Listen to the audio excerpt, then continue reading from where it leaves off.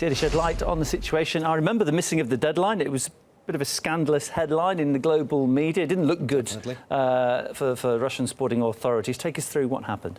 Let me take you through exactly how this story unravels. So on September 20th last year, after 3 years in the wilderness for the Russian Anti-Doping Agency, the World Anti-Doping Agency decided to reinstate RUSADA, the decision which was criticized by many athletes worldwide. Nevertheless, there were two conditions imposed.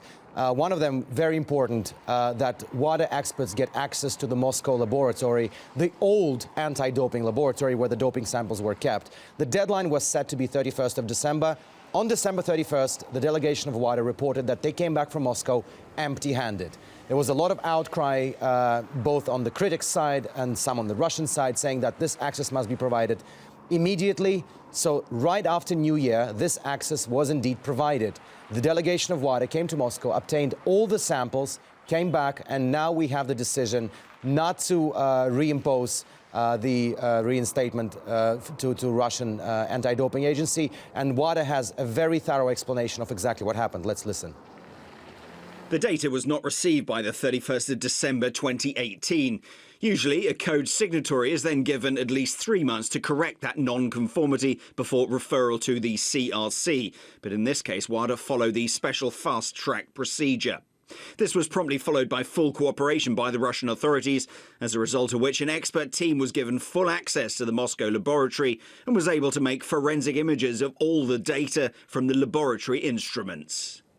So the president of the World Anti-Doping Agency, Sir Craig Reedy, he lauded this decision today by the executive committee, although he stressed that some of the members of that board were not really happy with the fact that Russia missed the deadline, but still decided not to impose any sanctions because that violation was insignificant. And for the future of clean sport, this decision was very significant. It also shows, according to Craig Reedy, that there is a level of trust and cooperation between WADA and RUSADA, which he hopes will lead to effective work in the future for the fight against doping. I'm guessing that was the US representative who, as I remember, was incandescent with rage at the fact that RUSADA missed this deadline. But like it mentioned there in the statement, 3 months, it's kind of standard practice.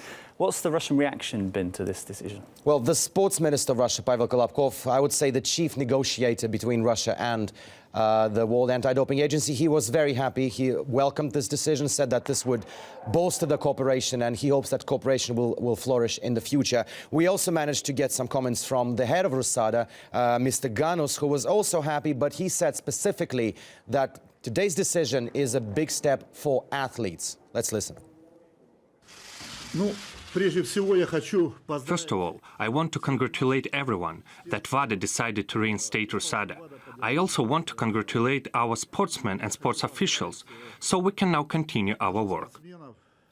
But Mr. Ganus was also very frank and very clear that the actual hard work begins now, because not only RUSADA will be, heavily scrutinized by the World Anti-Doping Agency, also that laboratory, which was the stumbling block, the one which needed to get the access to, it has to have access again in case WADA needs to come back to Moscow to collect any further samples, although they claim they collected everything. So right now it's still, it's not a finish line. It's a lot of work ahead for RUSADA to be effective in its work. Yeah, I think it's a really important moment because a lot of sports experts will say, world athletics isn't the same without a powerhouse like Russia involved, and for the athletes to be involved, you had to have RUSADA active and compliant. So what's the future look like now for RUSADA? Well, first and foremost, after the doping scandal of 2015, the trust has to be rebuilt. That is something that, step by step is happening between RUSADA and WADA, as we can see.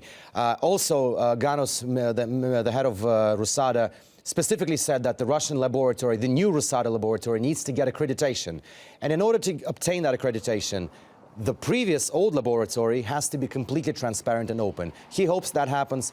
Every athlete in Russia should hope that happens, because that's, the future of all the federations depends on that. What I cannot understand is that today we have the decision by WADA, yet some people in the media come out and say, no, this decision was bad and Russia should have been banned again, which begs for a question. If these guys are advocating for a clean sport, how would they want clean sport to be in Russia if they don't want the agency tasked with providing that clean sport to operate normally in the country? That's something I'm failing to grasp. But we'll obviously have more reactions because it's a fresh decision. Yeah, sure. Many thanks, Alexei Yaroshevsky, with me in the studio with the latest.